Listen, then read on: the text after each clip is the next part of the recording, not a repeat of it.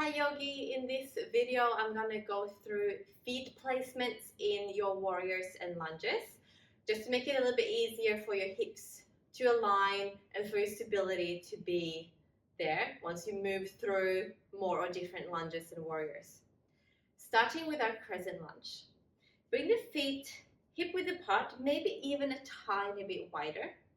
Stand into your right leg and trace this line back. So don't cross it right behind your front leg. Imagine these are train tracks and you want to slide this leg on the train track and find the exact same position but with the leg behind you. So there is space between my feet here so that my hip bones can be pointing forwards. Imagining maybe that there's headlights here attached to the bony part of the hips and they want to go straight forward, not open up sideways. So we see where we're going here. General rule, feet on train tracks. And the same goes for your warrior one. So now as you turn your heel flat, the feet stays on the train tracks. The hips can be forward. So trying to avoid the hips opening up. Warrior one is for parallel hips.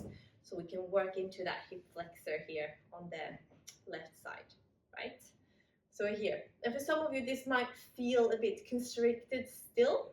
You can make it even wider by toe heeling the front foot out or hopping the back leg out. So I usually say, as a general rule, the front foot to the edge of the right side of the mat and the back foot to the edge of the left side of the mat. Right, so that you have lots and lots of space to bend into that front knee here with your hips and your shoulders facing the front. Now, warrior two is usually a pose that we move into after warrior one. What we want to do now, because if I keep my feet on train tracks, I can only get onto the diagonal here, but I want to be able to open my hips and my shoulders fully. So this front leg, there's a little bit of a dance. Toe heel to the middle of the mat so I can really open my hips. Now my headlights are pointing straight to the side, shoulders straight to the side, and my gaze is over the front arm, and it also gives me space to bend into that front leg a little bit more.